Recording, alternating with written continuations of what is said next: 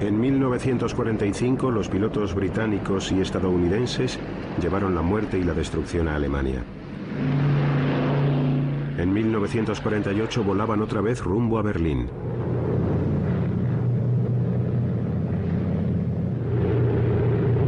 Esta vez iban a mantener viva la ciudad.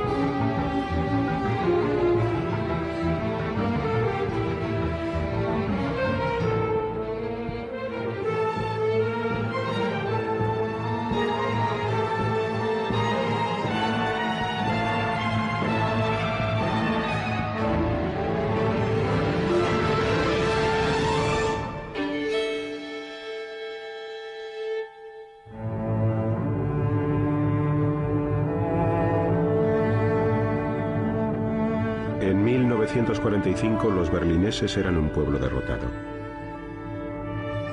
Su destino estaba en manos de rusos, estadounidenses, británicos y franceses, conquistadores del territorio alemán. Dividieron Alemania en 4 zonas de ocupación: soviética, estadounidense, británica y francesa. 3,5 millones de berlineses vivían en una ciudad situada a unos 200 kilómetros detrás de las líneas rusas. Berlín estaba unida con Alemania Occidental por medio de una autopista y un ferrocarril que atravesaban la zona soviética. También la ciudad estaba dividida en 4 sectores: soviético, estadounidense, británico y francés. Berlín y Alemania eran los dos únicos puntos donde las dos partes, es decir, las tropas soviéticas y las que procedían de los países aliados, estaban en contacto.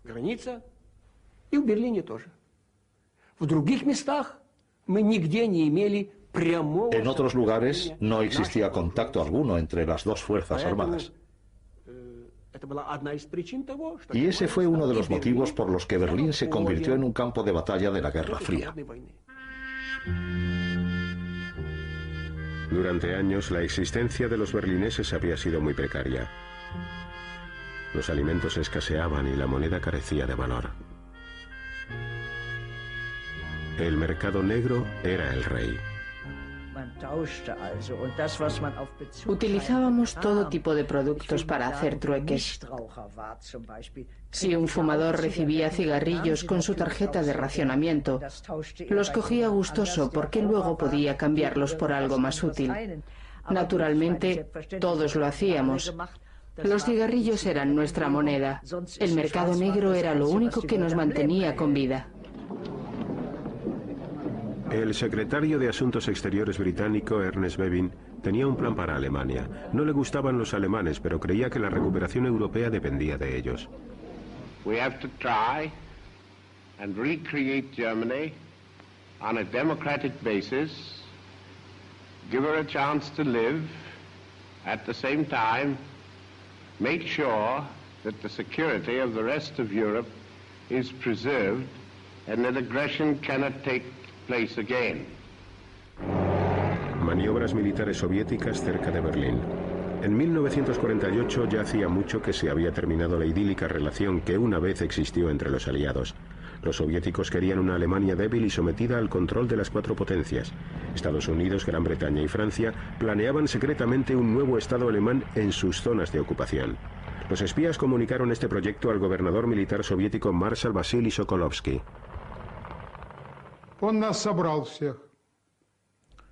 Nos reunió a todos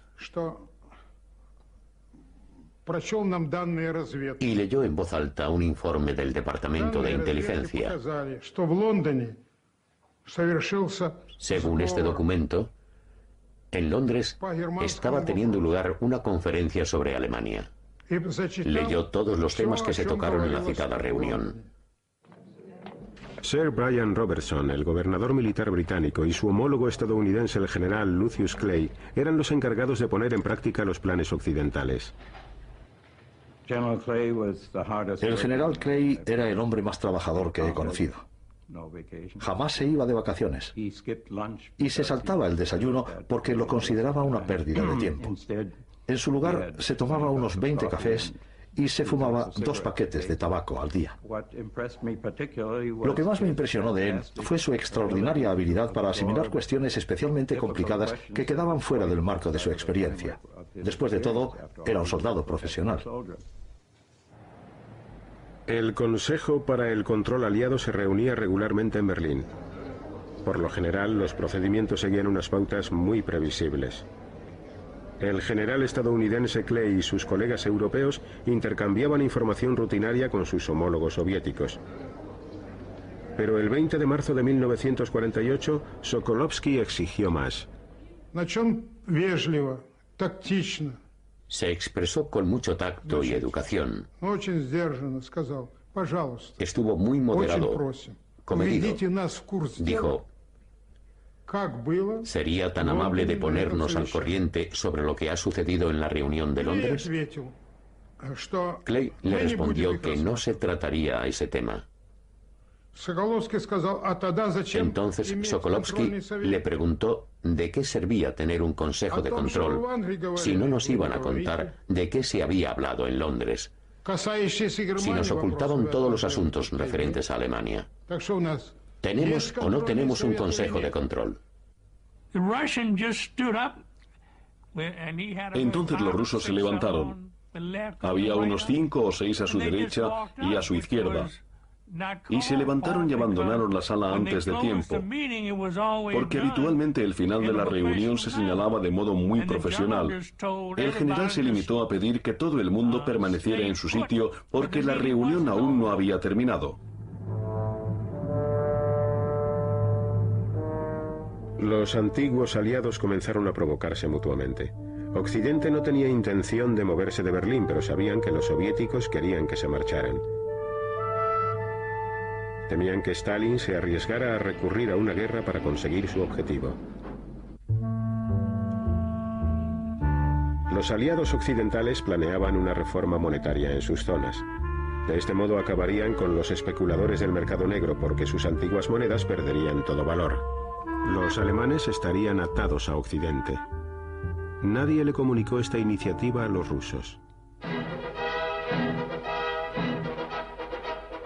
Día de la Liberación, 1948. En la zona soviética, Stalin había unido los partidos comunista y socialista. La nueva agrupación, el Partido Socialista Unificado, se echó a la calle para demostrar su fuerza. Incluso había algún ataque contra Winston Churchill. El verdadero objetivo de los manifestantes era el ayuntamiento, en alemán Magistrat, que pretendía gobernar a todo Berlín con las directrices occidentales. La mayoría del ayuntamiento de la ciudad de Berlín, respaldada por los socialdemócratas y los cristianodemócratas, creía que con la reforma monetaria se produciría un inmediato repunte en la economía. Estaban convencidos de que aumentarían de manera especial las inversiones por parte de los empresarios. Por otro lado, los concejales del Partido Socialista Unificado lo consideraron una amenaza para la aún incompleta nacionalización de las propiedades que habían pertenecido a las grandes empresas, a los criminales de guerra y a los miembros del partido nazi. En definitiva, a todos aquellos a los que el Partido Socialista Unificado culpaba de haber apoyado a Hitler en 1933. Este fue el escenario de un enfrentamiento entre el Partido Socialista Unificado y sus oponentes favorables a la política occidental. Este grupo estaba liderado por Ernst Reuter, cuya familia había tenido que huir de Hitler. Los rusos vetaron su elección como alcalde de Berlín. Es allen klar wurde, dass der kommunistische Diktaturwille jedes Mittel benutzen wird, seine Macht im Schatten des russischen Imperialismus aufzurichten, Da haben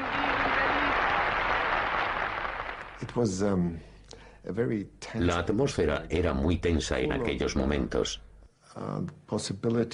y había muchas posibilidades de que los rusos trataran de imponer su poder en esa parte del país. Y me refiero a la ciudad de Berlín, por supuesto. La situación era tan grave que en algunos momentos temimos tener que volver a salir huyendo de una dictadura. Los alemanes occidentales hicieron colas para recoger su nueva moneda, el marco alemán. Cada persona podía cambiar 40 marcos y nada más que 40. El resto de las monedas antiguas carecía de valor. Los soviéticos contraatacaron estableciendo su propia nueva moneda que, insistían, sería la misma para todo Berlín. Poder monetario y político eran sinónimos en aquella época. Por ello era tan importante introducir la moneda occidental, el marco alemán, en la zona este de Berlín y evitar que sus habitantes adoptaran la moneda de Alemania del Este. Ernst Reuter había convencido al general Klein y a los aliados occidentales para poner en circulación el nuevo marco alemán en Berlín Oeste. La nueva moneda, que llevaba un sello en forma de B por Berlín, comenzó a utilizarse en los sectores occidentales el 23 de junio. En esos momentos había dos monedas en la ciudad. Los berlineses descubrieron que los marcos alemanes occidentales tenían más valor que los otros.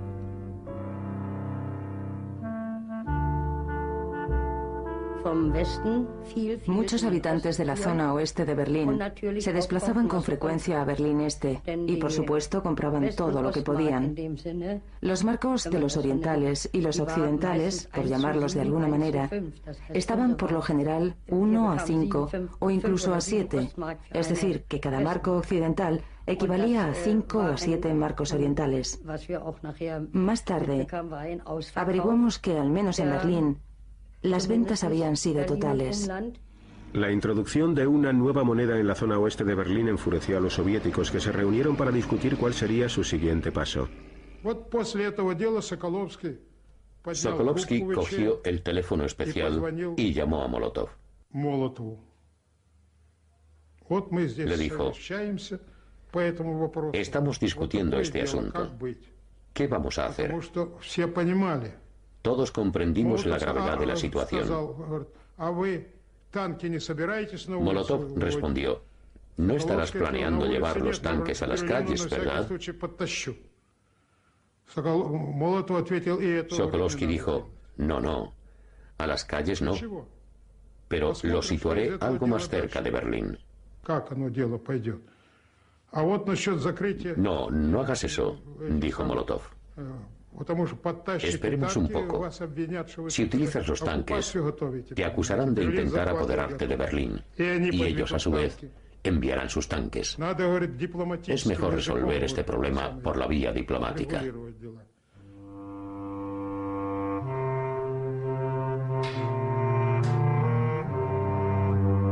Los soviéticos bloquearon todas las carreteras principales, ferrocarriles y cualquier vía de conexión entre Berlín Oeste y Alemania Occidental. No concentraron sus esfuerzos en sellar todas las carreteras, pero ahora resultaba imposible efectuar la entrega de las 12.000 toneladas de provisiones en carbón y alimentos que Occidente enviaba a Berlín todos los días.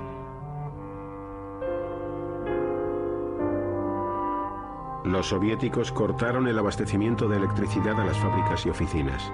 Los berlineses de la zona occidental poco podían hacer al respecto, pues la Unión Soviética había desmantelado para indemnizaciones la única central eléctrica de la zona.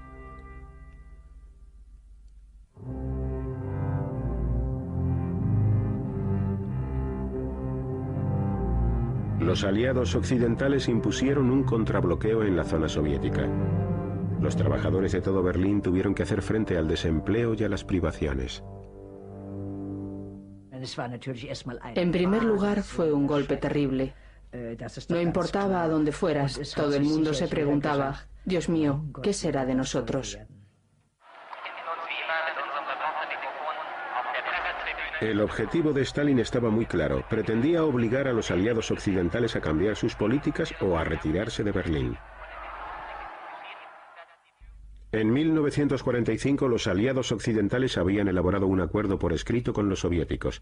Los aviones podrían volar por 3 pasillos aéreos de 30 kilómetros de ancho que conducían a los 2 aeródromos de Berlín, Tempelhof y Gatow.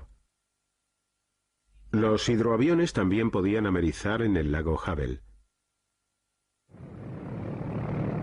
Los británicos respondieron al desafío lanzado. Planearon un puente aéreo para llevar provisiones a la zona y el secretario de Asuntos Exteriores, Bevin, respaldó la idea.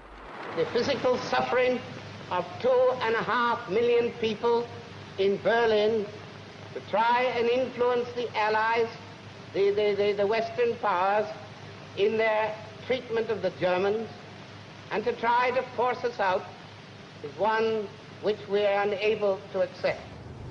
El general Clay, comandante estadounidense, no creía que el plan del puente aéreo funcionara. Quería probar la determinación soviética enviando un convoy armado que atravesara el bloqueo. Aunque a regañadientes llegó a un acuerdo con Ernst Reuter para poner en práctica el plan. Clay dijo que esto entrañaría muchas dificultades, sin mencionar lo poco que podríamos hacerles llegar al principio. Y le preguntó sin rodeos a Reuter, ¿crees que los berlineses podrán soportarlo? A lo que Reuter respondió tranquilamente, tú ocúpate de los aviones, que yo me ocuparé de los berlineses. Y Clay dijo, con eso es suficiente. Llamó al general LeMay y le dijo, general, vamos a lanzar carbón sobre Berlín. ¿Carbón? Se sorprendió el general LeMay. Sí, dijo, vamos a mantener viva esa ciudad. Los aviones comenzaron a sobrevolar Berlín a finales de junio. Los estadounidenses lo llamaron Operación Víveres y los británicos Plain Fair. Los aviones tenían que entregar 2.000 toneladas de provisiones al día. Sin ellas, los berlineses de la zona occidental no podrían sobrevivir. Solo les quedaba carbón para 45 días y comida para 36.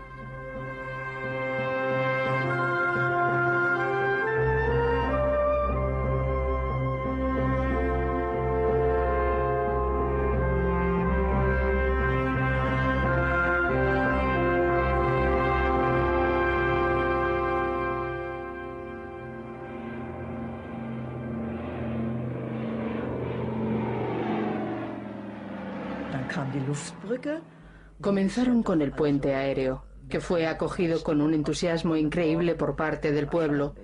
Confiaban en él. Fue realmente extraordinario. La gente pensaba, ¿por qué no va a funcionar? Ya habían lanzado bombas sobre Berlín. ¿Por qué no iban a ser capaces de lanzar patatas?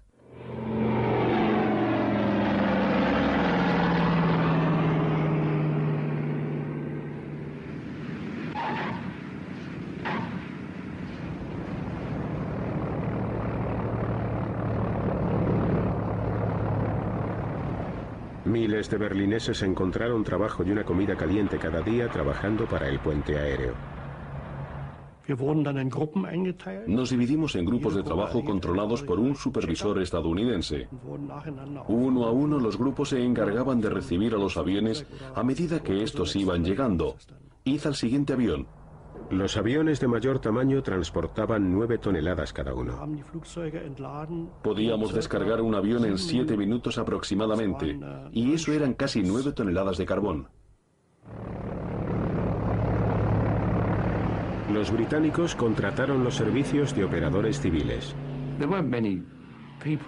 En Gran Bretaña no había mucha gente que tuviera aviones, pero en aquella época yo era bastante afortunado, porque poseía 12 bombarderos Halifax remodelados. El gobierno vino a verme y me dijo, ¿podemos hacer algo con esos aeroplanos? Yo respondí, por supuesto, pero no deben olvidar que nosotros pensábamos que esta situación solo iba a durar 2 o 3 semanas, de lo contrario, habría guerra. Los Estados Unidos participaron enviando bombarderos B-29 capaces de transportar bombas atómicas a Gran Bretaña. A este movimiento se le dio una gran publicidad. These are the men whose nerve-wracking job it may be to fight their way through weather and red obstruction. So grave is the crisis that General Clay is recalled to Washington to report on the situation. He is greeted by Secretary of the Army Royal and then is welcomed by Chief of Staff Omar Bradley. On his shoulders may rest the responsibility for peace or war, and the Commander-in-Chief at the White House awaits his appraisal of the most explosive situation yet in the struggle between East and West. Clay solicitó una vez más que se le permitiera enfrentarse a los soviéticos con un convoy armado. Si los soviéticos se hacían a un lado y dejaban pasar el convoy, seguiría habiendo paz. Si optaban por negarle el paso, entonces habría guerra. Era así de sencillo. Pero lo último que deseaba el presidente Truman en este mundo era que nuestro país se viera inmerso en otra guerra mundial, puesto que acabábamos de salir de una. De modo que no hubo convoy armado, sino más aviones para seguir adelante con el puente aéreo. Since I have been in Washington, I have been assured of an additional supply of C-54s, which carry 10 tons, to replace the C-47s. And this will enable us to build our airlift up to 4,500 tons a day. This tonnage will enable us to maintain Berlin indefinitely while we try to find a peaceful solution to the Berlin problem. En agosto, Stalin acudió a un espectáculo aéreo cerca de Moscú. Confiaba que el bloqueo que la Unión Soviética había decretado sobre los sectores occidentales de Berlín bastara para obligar a los aliados a volver a la mesa de negociaciones. Pero el tiempo no estaba necesariamente de su parte.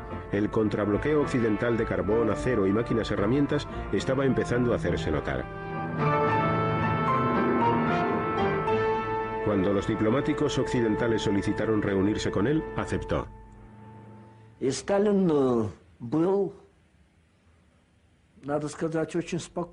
Stalin estaba muy tranquilo.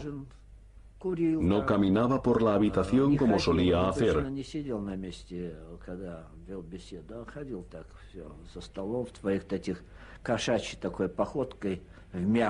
En circunstancias normales hubiera ido de arriba a abajo como un león en su jaula, pero esta vez no.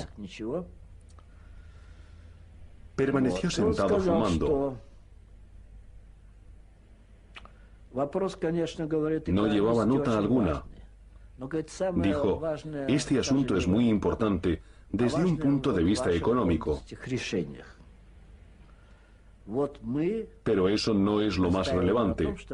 Lo más importante son las decisiones que ustedes han tomado en Londres.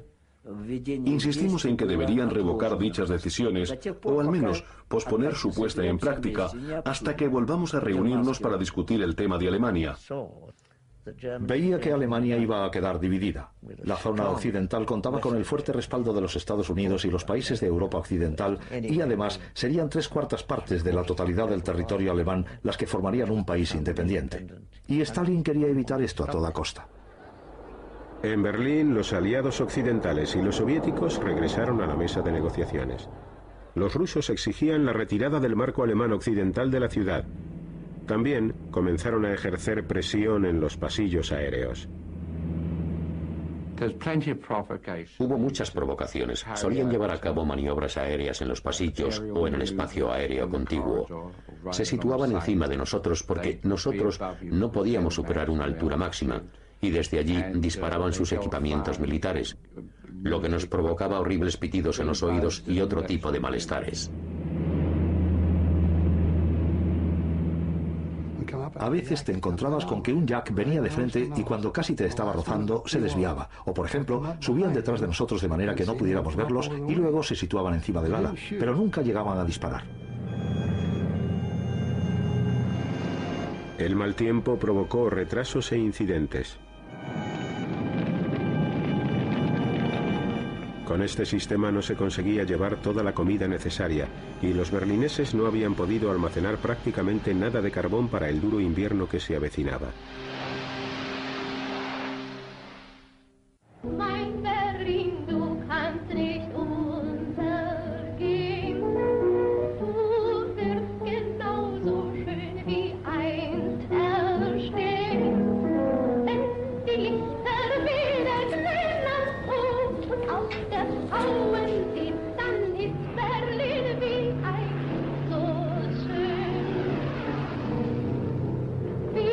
Sabían que estaban viviendo al borde del abismo. Solo había electricidad durante 4 horas al día.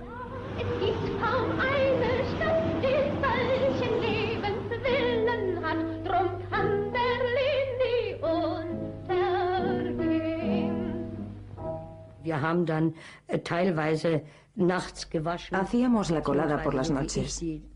Además, como yo tenía un bebé, también tenía que hervir los pañales y hacer la comida. Si no teníamos plancha eléctrica, íbamos a casa de una vecina y planchábamos juntas. Siempre ocurre lo mismo en los malos tiempos.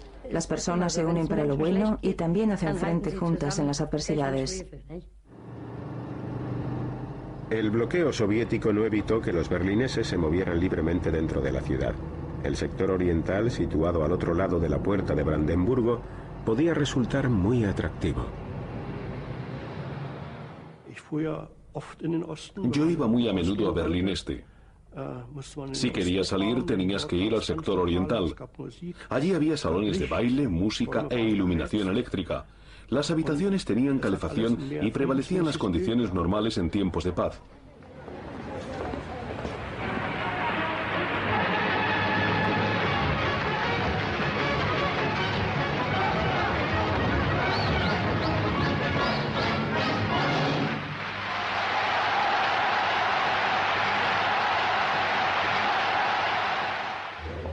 Los rusos ofrecieron a los habitantes de la zona oeste de Berlín la oportunidad de comprar comida en el sector soviético. Aproximadamente 1 de cada 10 aceptó. Los soviéticos no impusieron un bloqueo total, pero hostigaban continuamente a los habitantes del sector occidental que se desplazaban a Berlín. Podíamos llegar allí en tren, pero los rusos nos registraban una y otra vez, allí y en todos los lugares. Llegaban a la estación y nos pedían los documentos de identidad o registraban nuestras bolsas y mochilas. Teníamos la sensación de que si a uno de esos rusos no le gustaba la cara de un alemán, se lo llevaría. La tensión entre los antiguos aliados de guerra aumentaba por momentos. La ciudad estaba totalmente dividida.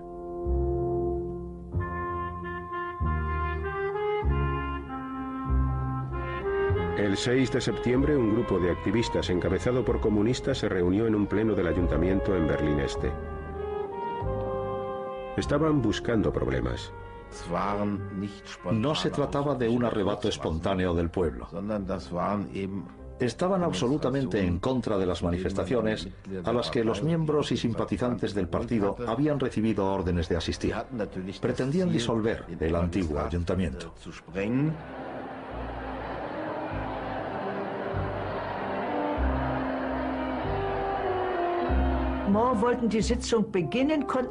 Queríamos comenzar la sesión, pero el orador Schur no podía hacerlo, porque los grupos de comunistas se habían ocupado de estar allí. Comenzamos a correr la voz.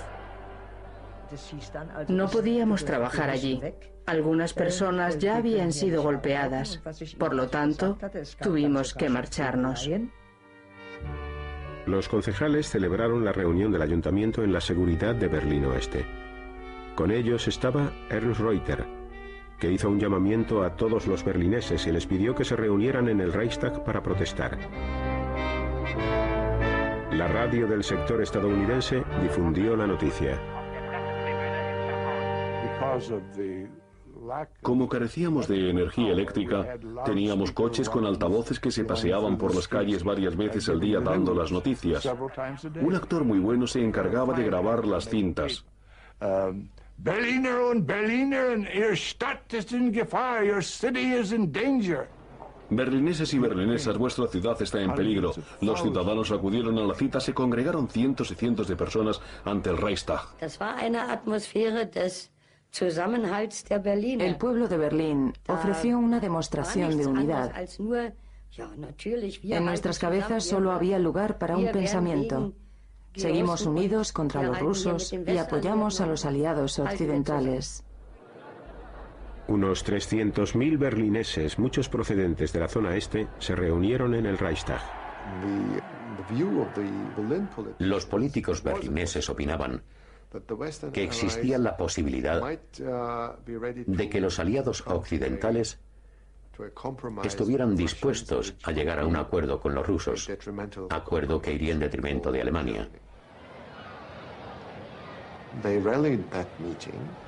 Asistieron a esta reunión para demostrar que la población de Berlín creía en su libertad y en la democracia.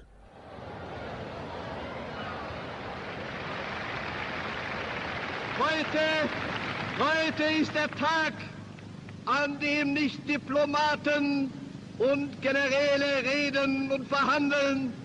Heute ist der Tag, wo das Volk von Berlin seine Stimme erhebt.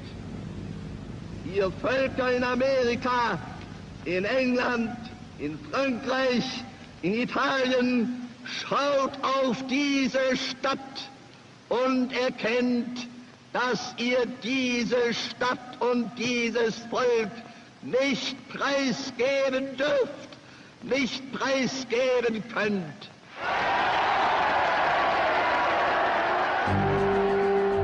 Cuando terminó la concentración, los berlineses arrancaron la bandera que ondeaba en la puerta de Brandenburgo. La policía del sector este y los soldados soviéticos abrieron fuego, hiriendo a 12 personas. Un joven berlinés resultó muerto.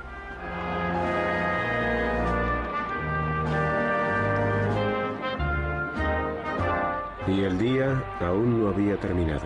Una delegación se presentó en el Consejo de Control Aliado, donde existían temores de que se estuviera perfilando un enfrentamiento con Stalin por causa de la retirada del marco alemán occidental de Berlín. Los aliados captaron el mensaje. El marco alemán occidental seguiría circulando. Rhine-Main Field was busier than ever this week as airlift traffic was suddenly bolstered by fresh squadrons. Here a group of valiant young pilots talk over the day's operations. Mensch, bei dem Wetter willst du starten? Na klar, Mensch, Italiener warten auf mir. El bloqueo y el puente aéreo siguieron funcionando. Llevábamos de todo, material médico, tinta para la imprenta, etcétera, pero sobre todo carbón. Y el transporte de esta materia era un problema porque la carbonilla llegaba a los cables de control, de modo que resultaba muy difícil dominar el aparato.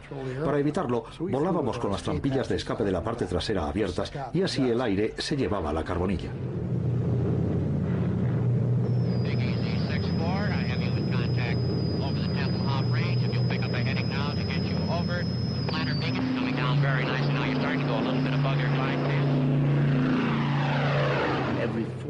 Cada 45 segundos, aviones procedentes del oeste sobrevolaban Kleinmachnow, la academia más importante del partido, para aterrizar en Tempelhof.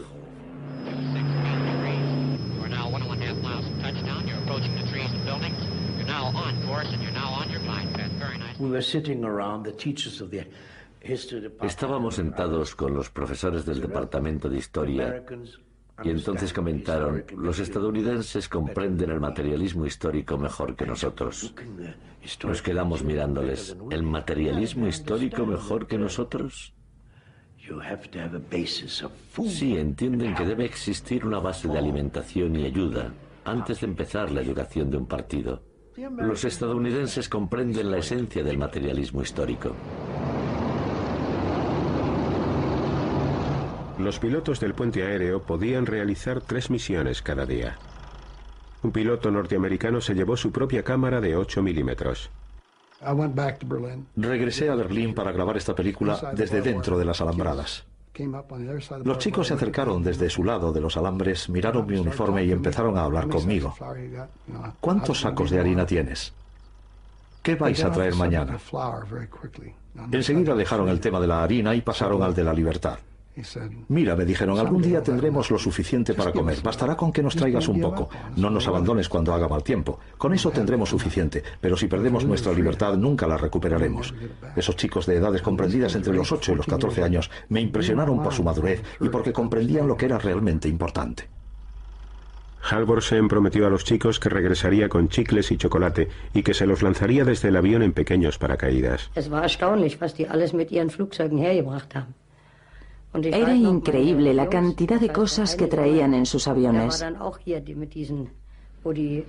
Aún recuerdo que mi hijo pequeño estaba allí cuando los soldados estadounidenses lanzaron caramelos, chicles y chocolate en diminutos paracaídas.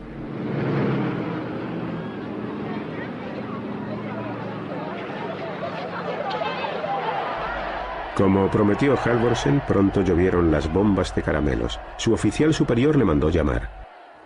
Me reprendió severamente. Luego se agachó y de debajo de la mesa sacó un periódico. En la portada había un avión lanzando paracaídas. Dijo: ayer en Berlín casi le das en la cabeza a un periodista alemán con una barra de caramelo. Ha divulgado esta historia por todo el mundo. Y continuó: el general la ha leído y me ha llamado para averiguar qué estaba pasando. Y yo no sabía nada, así que nunca me ascenderán. ¿Por qué no me lo dijiste? Yo le respondí: no pensé que aprobara mi decisión, señor. Él dijo: tienes toda la razón, pero el general cree que es una buena idea, así que sigue haciéndolo. Tanto para el este como para el oeste, la radio fue un arma de vital importancia en la guerra propagandística. William Heinrich dirigía la radio del sector estadounidense. Introduje técnicas de radiodifusión estadounidense porque, según mi teoría, si no hay público es imposible convencerle de algo. Por lo tanto, mi prioridad número uno era conseguir que la gente nos escuchara. ¿Y cómo conseguirlo? Ofreciéndoles buenos programas de entretenimiento y una información sólida en la que podían confiar.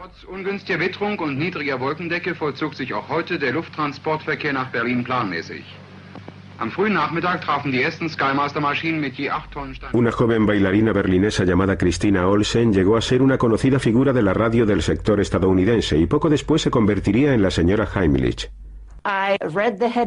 Leía los titulares y luego me reía de los que hacían los rusos o los alemanes del este. Das versteh ich nicht, dazu bin ich noch zu klein. Doch die Russen, die müssten doch das eigentlich verstehen. Esto significa: soy demasiado pequeña para comprender lo que está pasando, pero seguro que el público sí lo entiende. Y llegó a ser un eslogan muy conocido en toda la ciudad. Por eso me convertí en la voz de Berlín. Sie am Sonntag wählen? Ja. Ja. Und Sie? Selbstverständlich. Aber natürlich werde ich wählen. Darf ich Sie auch noch schnell fragen, ob Sie am Sonntag wählen? Aber selbstverständlich werden wir wählen. En diciembre de 1948, los berlineses de la zona oeste votaron para elegir una nueva alcaldía que gobernara su parte de la ciudad.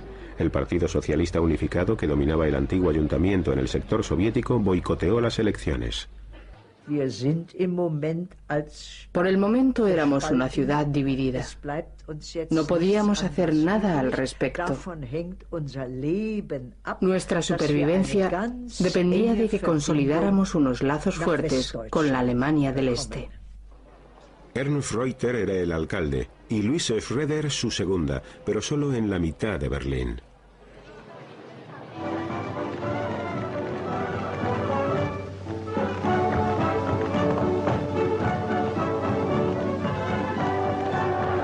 Bob Hope y el genial compositor de timpanali Irving Berlin llegaron para animar las navidades a las tropas estadounidenses en Berlín y al general Clay. No, you've got the name wrong. It's Irving Jones. Irving Jones? Yes, I changed it. Anything over here named Berlin, they cut up into sectors.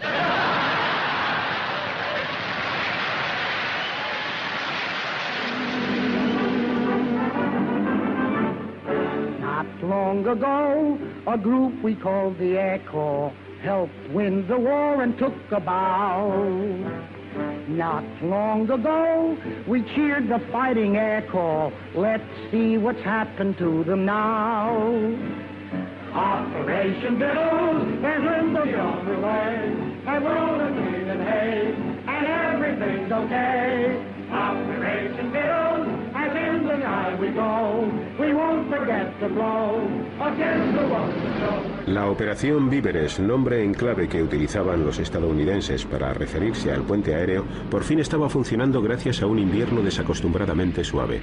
En la Pascua de 1949 se alcanzó la mayor cifra de toneladas transportadas en 24 horas, 13.000. El arriesgado plan había salido bien. Berlín podía ser abastecida indefinidamente por vía aérea. Vivíamos en Karlshorst y podíamos oír el ruido de los aviones que traían todo tipo de mercancías, desde chocolate hasta regalos de Navidad. No podíamos competir con eso. Nosotros éramos pobres y Occidente era rico. La idea del bloqueo había sido una locura y por supuesto estaba destinada al fracaso.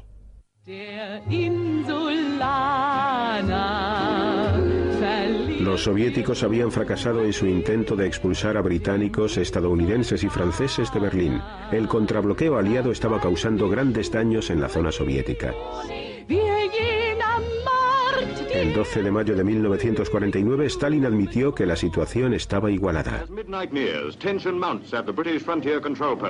Familiar with the old Russian habit of changing their minds when it suits them, seasoned campaigners could not quite grasp this new mood of cooperation. As on the stroke of 12, the barrier goes up and a British jeep leads the race into Berlin.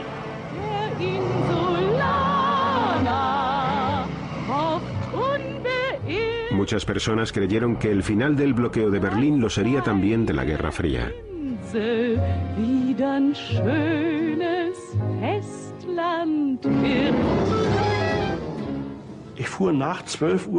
Regresé a casa pasada la medianoche después de haber cogido el tren desde Ostkreuz hasta Neukölln.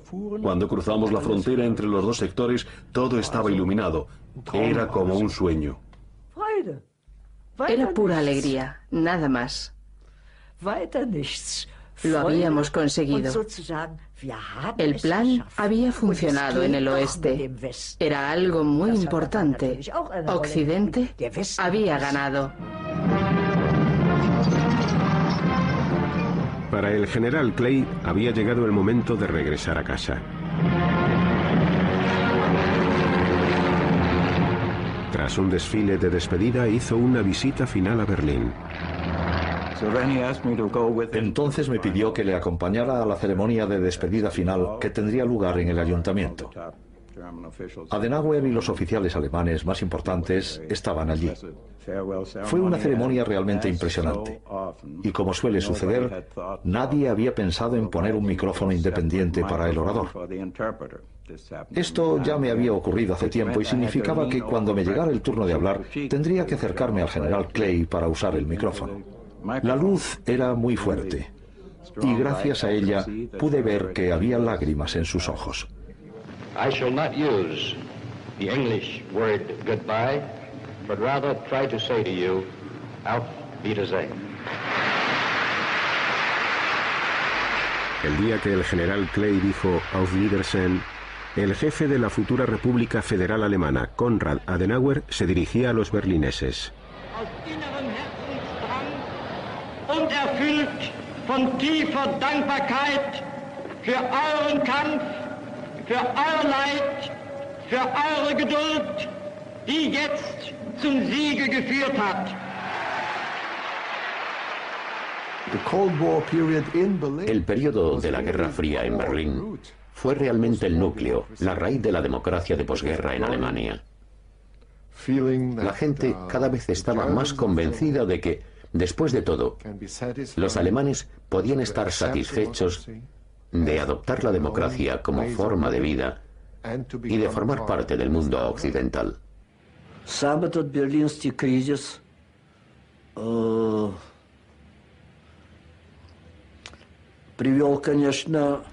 El resultado de la crisis de Berlín fue la división de Europa.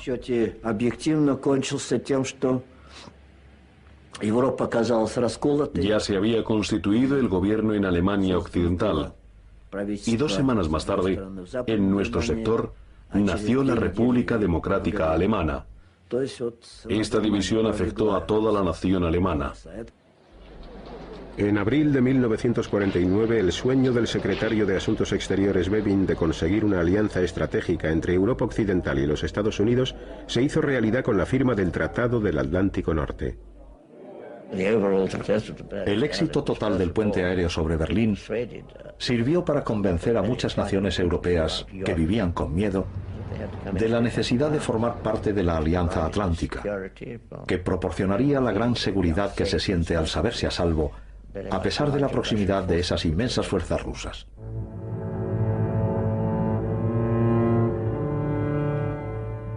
...29 de agosto de 1949... los soviéticos detonan su primera bomba atómica. El monopolio nuclear de los Estados Unidos había finalizado. El mundo se encontraba en medio de dos superpotencias que competían entre sí, y en pleno centro se encontraba una Alemania dividida y una ciudad, Berlín, también dividida.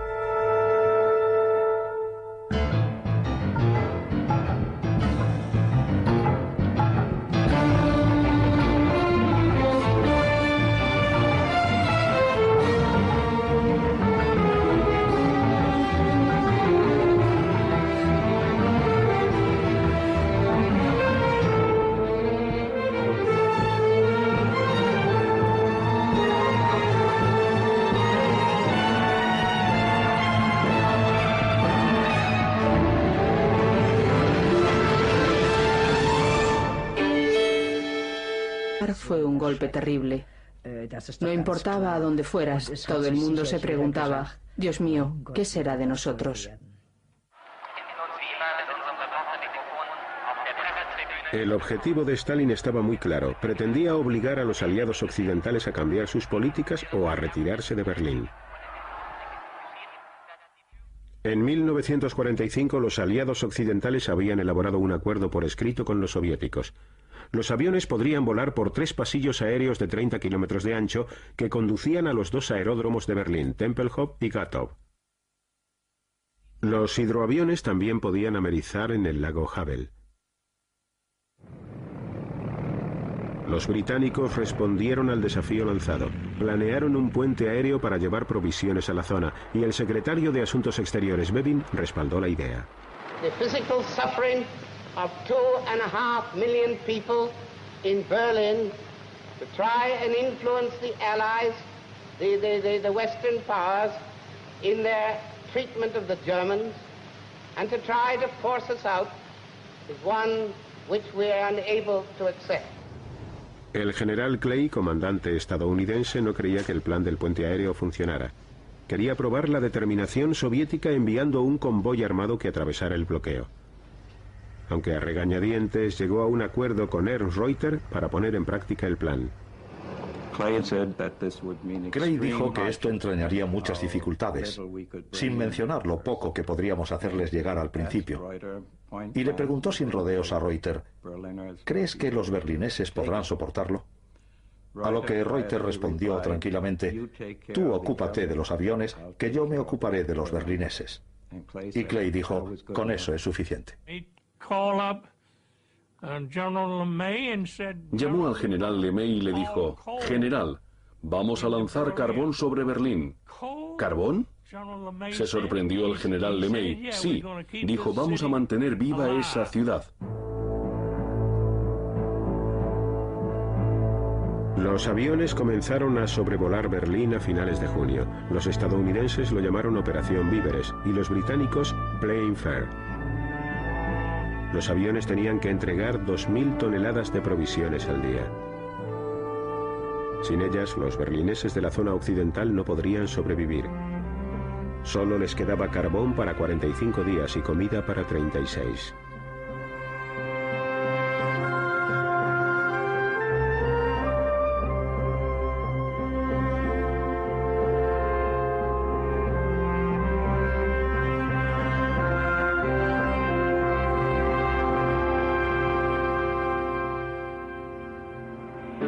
Long ago, a group we called the Air Corps helped win the war and took a bow.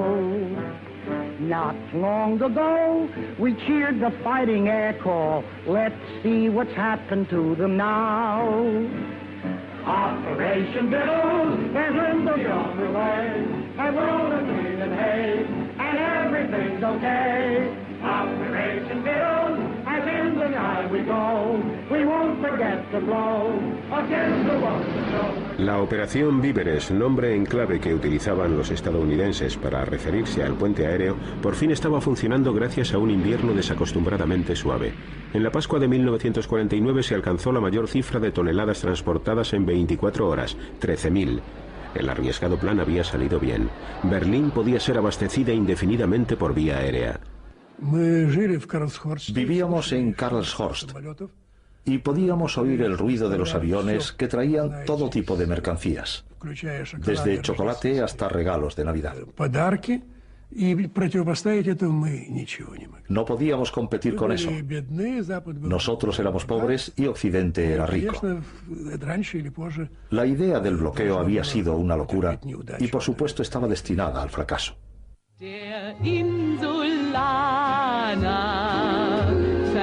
Los soviéticos habían fracasado en su intento de expulsar a británicos, estadounidenses y franceses de Berlín.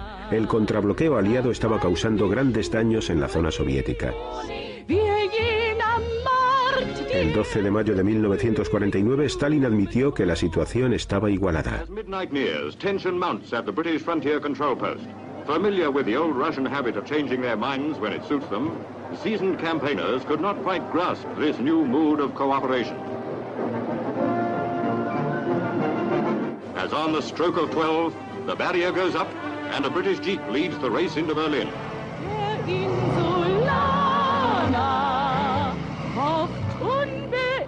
Muchas personas creyeron que el final del bloqueo de Berlín lo sería también de la Guerra Fría.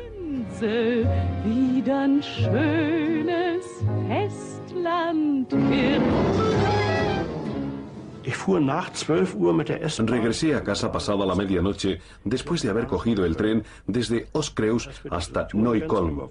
Cuando cruzamos la frontera entre los dos sectores, todo estaba iluminado. Era como un sueño. Era pura alegría, nada más.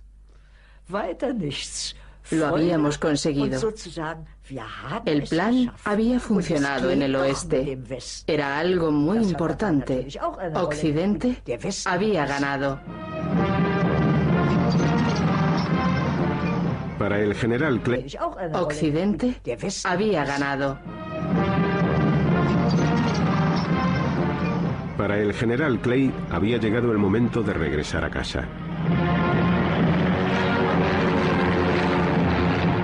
Tras un desfile de despedida, hizo una visita final a Berlín. Entonces me pidió que le acompañara a la ceremonia de despedida final que tendría lugar en el ayuntamiento. Adenauer y los oficiales alemanes más importantes estaban allí. Fue una ceremonia realmente impresionante. Y como suele suceder, nadie había pensado en poner un micrófono independiente para el orador. Esto ya me había ocurrido hace tiempo y significaba que cuando me llegara el turno de hablar, tendría que acercarme al general Clay para usar el micrófono. La luz era muy fuerte y gracias a ella pude ver que había lágrimas en sus ojos. I shall not use the English word goodbye, but rather try to say to you, Auf Wiedersehen. El día que el general Clay dijo Auf Wiedersehen, el jefe de la futura República Federal Alemana, Konrad Adenauer, se dirigía a los berlineses. Aus innerem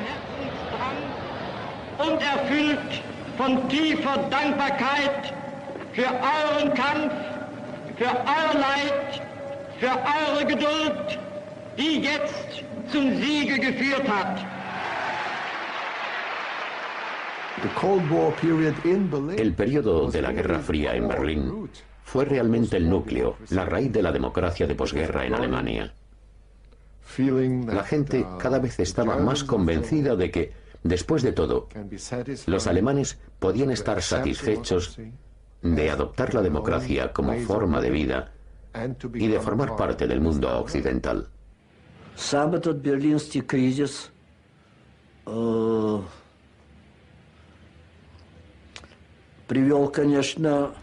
El resultado de la crisis de Berlín fue la división de Europa.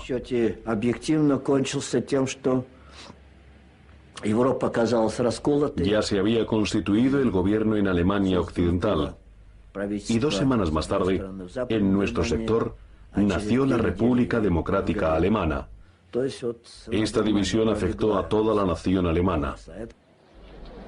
En abril de 1949, el sueño del secretario de Asuntos Exteriores Bevin de conseguir una alianza estratégica entre Europa Occidental y los Estados Unidos se hizo realidad con la firma del Tratado del Atlántico Norte. El éxito total del puente aéreo sobre Berlín sirvió para convencer a muchas naciones europeas que vivían con miedo de la necesidad de formar parte de la Alianza Atlántica. En diciembre, un grupo de activistas encabezado por comunistas se reunió en un pleno del ayuntamiento en Berlín Este. Estaban buscando problemas. No se trataba de un arrebato espontáneo del pueblo. Estaban absolutamente en contra de las manifestaciones a las que los miembros y simpatizantes del partido habían recibido órdenes de asistir. Pretendían disolver el antiguo ayuntamiento.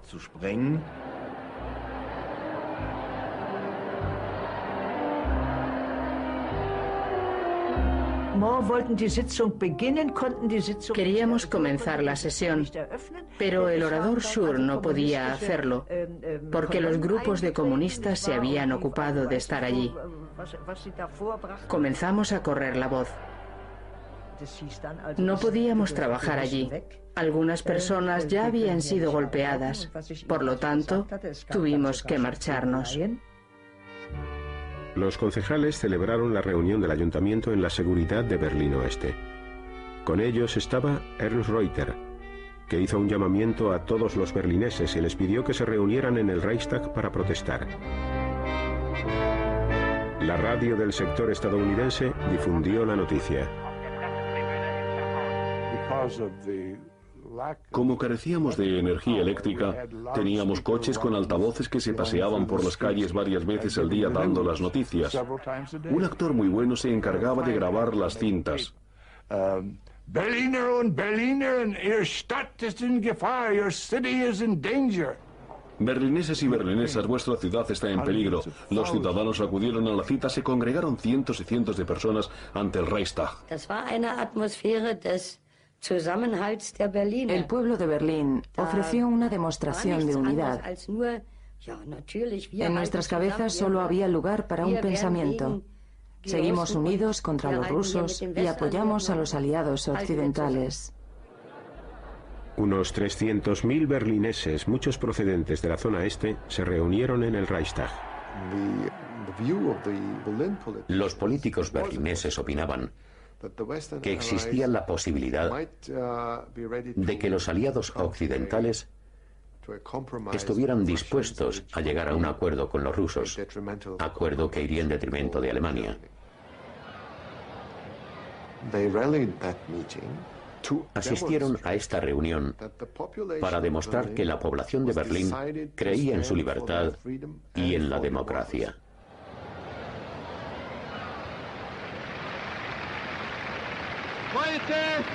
Heute ist der Tag, an dem nicht Diplomaten und Generäle reden und verhandeln.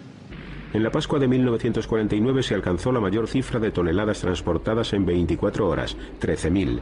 El arriesgado plan había salido bien. Berlín podía ser abastecida indefinidamente por vía aérea. Vivíamos en Karlshorst y podíamos oír el ruido de los aviones que traían todo tipo de mercancías, desde chocolate hasta regalos de Navidad. No podíamos competir con eso. Nosotros éramos pobres y Occidente era rico.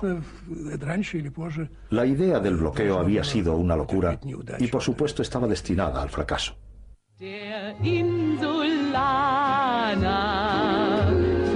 Los soviéticos habían fracasado en su intento de expulsar a británicos, estadounidenses y franceses de Berlín. El contrabloqueo aliado estaba causando grandes daños en la zona soviética. El 12 de mayo de 1949, Stalin admitió que la situación estaba igualada. Familiar with the old Russian habit of changing their minds when it suits them, seasoned campaigners could not quite grasp this new mood of cooperation. As on the stroke of 12, the barrier goes up and a British jeep leads the race into Berlin. Insulaner hofft unbeirrt. Muchas personas creyeron que el final del bloqueo de Berlín lo sería también de la Guerra Fría.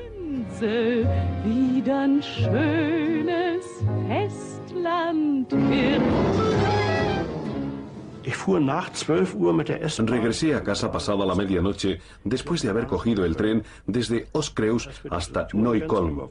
Cuando cruzamos la frontera entre los dos sectores, todo estaba iluminado. Era como un sueño. Era pura alegría, nada más. Lo habíamos conseguido. El plan había funcionado en el oeste. Era algo muy importante. Occidente había ganado. Para el general Clay había llegado el momento de regresar a casa. Tras un desfile de despedida, hizo una visita final a Berlín.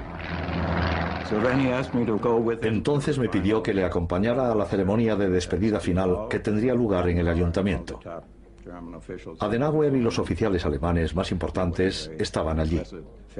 Fue una ceremonia realmente impresionante. Y como suele suceder, nadie había pensado en poner un micrófono independiente para el orador.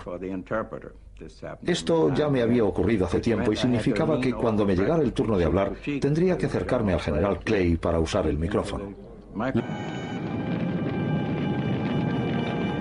Con este sistema no se conseguía llevar toda la comida necesaria y los berlineses no habían podido almacenar prácticamente nada de carbón para el duro invierno que se avecinaba.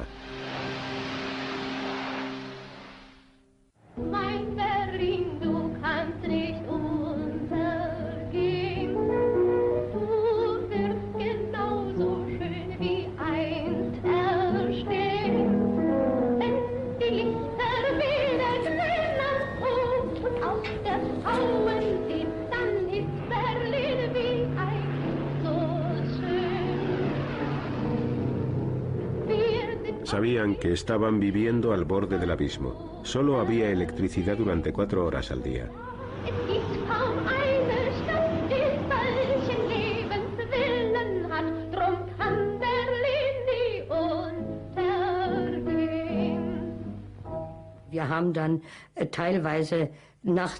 Hacíamos la colada por las noches.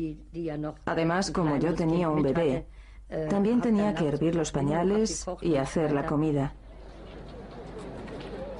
Si no teníamos plancha eléctrica, íbamos a casa de una vecina y planchábamos juntas. Siempre ocurre lo mismo en los malos tiempos. Las personas se unen para lo bueno y también hacen frente juntas en las adversidades. El bloqueo soviético no evitó que los berlineses se movieran libremente dentro de la ciudad. El sector oriental, situado al otro lado de la puerta de Brandenburgo, podía resultar muy atractivo. Yo iba muy a menudo a Berlín Este. Si querías salir, tenías que ir al sector oriental. Allí había salones de baile, música e iluminación eléctrica. Las habitaciones tenían calefacción y prevalecían las condiciones normales en tiempos de paz.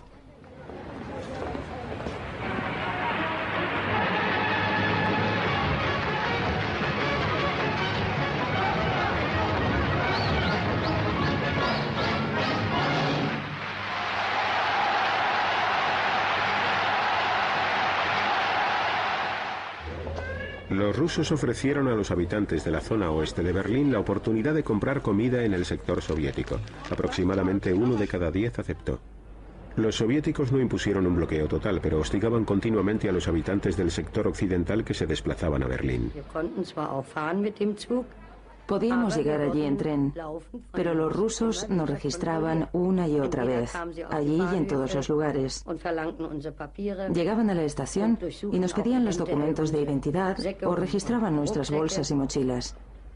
Teníamos la sensación de que si a uno de esos rusos no le gustaba la cara de un alemán, se lo llevaría.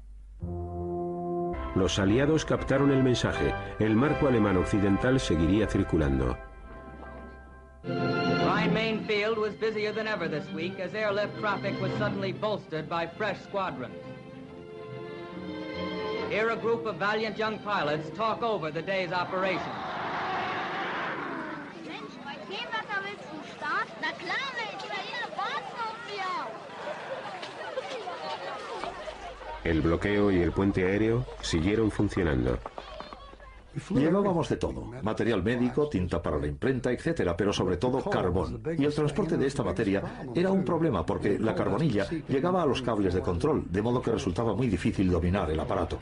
Para evitarlo, volábamos con las trampillas de escape de la parte trasera abiertas y así el aire se llevaba la carbonilla.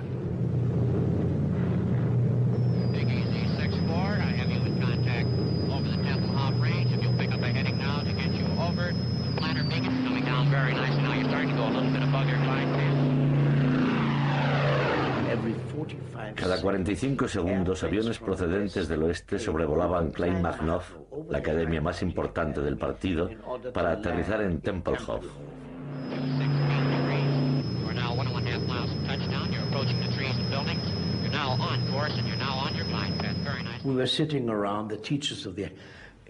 Estábamos sentados con los profesores del departamento de historia y entonces comentaron, los estadounidenses comprenden el materialismo histórico mejor que nosotros.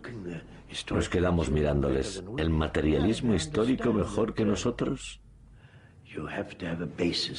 Sí, entienden que debe existir una base de alimentación y ayuda antes de empezar la educación de un partido. Los estadounidenses comprenden la esencia del materialismo histórico. Los pilotos del puente aéreo podían realizar 3 misiones cada día. Un piloto norteamericano se llevó su propia cámara de 8 milímetros. Regresé a Berlín para grabar esta película desde dentro de las alambradas. Los chicos se acercaron desde su lado de los alambres, miraron mi uniforme y empezaron a hablar conmigo. ¿Cuántos sacos de harina tienes? ¿Qué vais a traer mañana? Enseguida dejaron el tema de la harina y pasaron al de la libertad. Mira, me dijeron, algún día tendremos lo suficiente para comer. Bastará con que nos traigas un poco. No nos abandones cuando haga mal tiempo. Con eso tendremos suficiente. Pero si perdemos nuestra libertad, nunca la recuperaremos. Esos chicos de edades comprendidas entre los 8 y los 14 años me impresionaron por su madurez y porque comprendían lo que era realmente importante. Halvorsen prometió a los chicos que regresaría con chicles y chocolate y que se los lanzaría desde el avión en pequeños paracaídas. Era increíble. Un campo de batalla de la Guerra Fría. Durante años, la existencia de los berlineses había sido muy precaria. Los alimentos escaseaban y la moneda carecía de valor. El mercado negro era el rey. Utilizábamos todo tipo de productos para hacer trueques. Si un fumador recibía cigarrillos con su tarjeta de racionamiento, los cogía gustoso porque luego podía cambiarlos por algo más útil. Naturalmente, todos lo hacíamos. Los cigarrillos eran nuestra moneda. El mercado negro era lo único que nos mantenía con vida. El secretario de Asuntos Exteriores británico, Ernest Bevin, tenía un plan para Alemania. No le gustaban los alemanes, pero creía que la recuperación europea dependía de ellos. We have to try and recreate Germany on a democratic basis, give her a chance to live, at the same time, make sure that the security of the rest of Europe is preserved and that aggression cannot take place again. Maniobras militares soviéticas cerca de Berlín. En 1948 ya hacía mucho que se había terminado la idílica relación que una vez existió entre los aliados. Los soviéticos querían una Alemania débil y sometida al control de las 4 potencias. Estados Unidos, Gran Bretaña y Francia planeaban secretamente un nuevo Estado alemán en sus zonas de ocupación. Los espías comunicaron este proyecto al gobernador militar soviético Marshal Vasily Sokolovsky.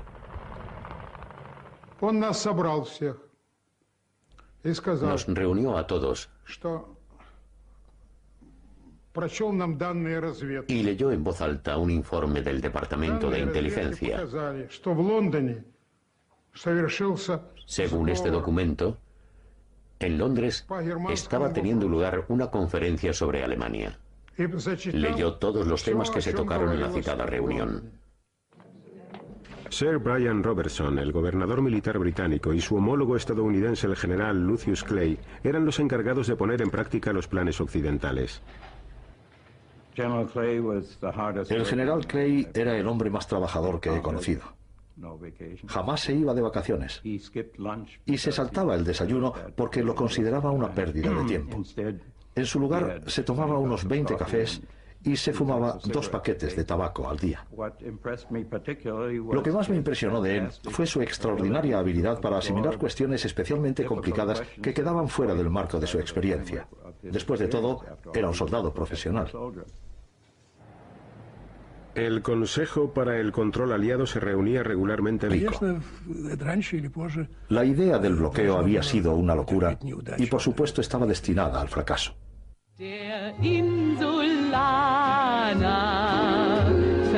Los soviéticos habían fracasado en su intento de expulsar a británicos, estadounidenses y franceses de Berlín. El contrabloqueo aliado estaba causando grandes daños en la zona soviética. El 12 de mayo de 1949, Stalin admitió que la situación estaba igualada. Familiar with the old Russian habit of changing their minds when it suits them, seasoned campaigners could not quite grasp this new mood of cooperation. As on the stroke of 12, the barrier goes up and a British jeep leads the race into Berlin.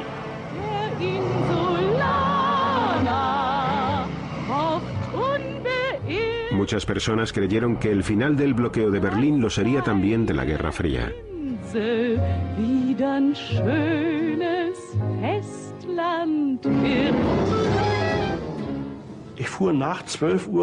Regresé a casa pasada la medianoche después de haber cogido el tren desde Ostkreuz hasta Neukölln.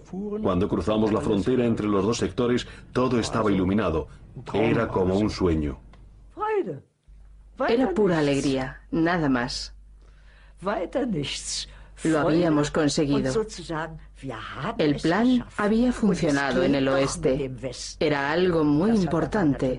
Occidente había ganado. Para el general Clay había llegado el momento de regresar a casa. Tras un desfile de despedida, hizo una visita final a Berlín. Entonces me pidió que le acompañara a la ceremonia de despedida final que tendría lugar en el ayuntamiento. Adenauer y los oficiales alemanes más importantes estaban allí. Fue una ceremonia realmente impresionante. Y como suele suceder, nadie había pensado en poner un micrófono independiente para el orador. Esto ya me había ocurrido hace tiempo y significaba que cuando me llegara el turno de hablar, tendría que acercarme al general Clay para usar el micrófono. La luz era muy fuerte y gracias a ella pude ver que había lágrimas en sus ojos. I shall not use the English word goodbye, but rather try to say to you, Auf Wiedersehen. El día que el general Clay dijo Auf Wiedersehen, el jefe de la futura República Federal Alemana, Konrad Adenauer, se dirigía a los berlineses.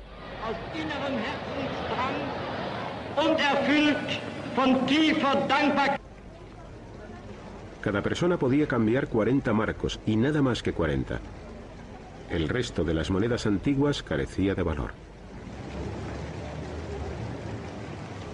Los soviéticos contraatacaron estableciendo su propia nueva moneda que insistían sería la misma para todo Berlín.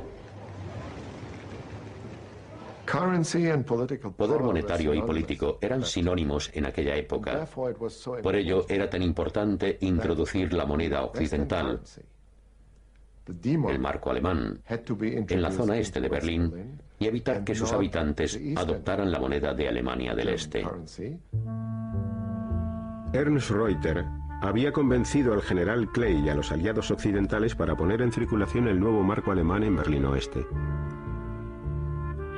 La nueva moneda, que llevaba un sello en forma de B por Berlín, comenzó a utilizarse en los sectores occidentales el 23 de junio. En esos momentos había 2 monedas en la ciudad. Los berlineses descubrieron que los marcos alemanes occidentales tenían más valor que los otros.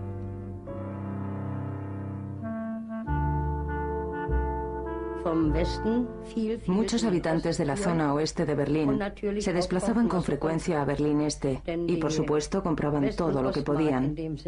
Los marcos de los orientales y los occidentales, por llamarlos de alguna manera, estaban por lo general 1 a 5 o incluso a 7, es decir, que cada marco occidental equivalía a 5 o 7 marcos orientales.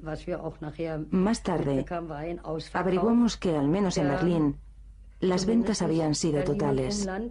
La introducción de una nueva moneda en la zona oeste de Berlín enfureció a los soviéticos, que se reunieron para discutir cuál sería su siguiente paso. Sokolovsky cogió el teléfono especial y llamó a Molotov. Le dijo: estamos discutiendo este asunto. ¿Qué vamos a hacer? Todos comprendimos la gravedad de la situación. Molotov respondió: no estarás planeando llevar los tanques a las calles, ¿verdad? Sokolovsky dijo: no, a las calles no, pero lo situaré algo más cerca de Berlín. No hagas eso, dijo Molotov. Esperemos un poco. Si utilizas los tanques, te acusarán de intentar apoderarte de Berlín, y ellos, a su vez, enviarán sus tanques. Es mejor resolver este problema por la vía diplomática.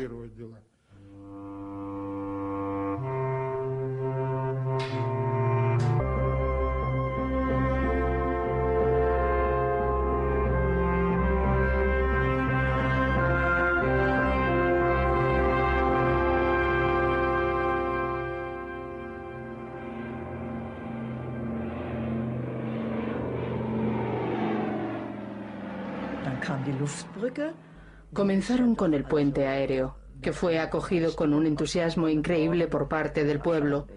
Confiaban en él. Fue realmente extraordinario. La gente pensaba: ¿por qué no va a funcionar? Ya habían lanzado bombas sobre Berlín. ¿Por qué no iban a ser capaces de lanzar patatas?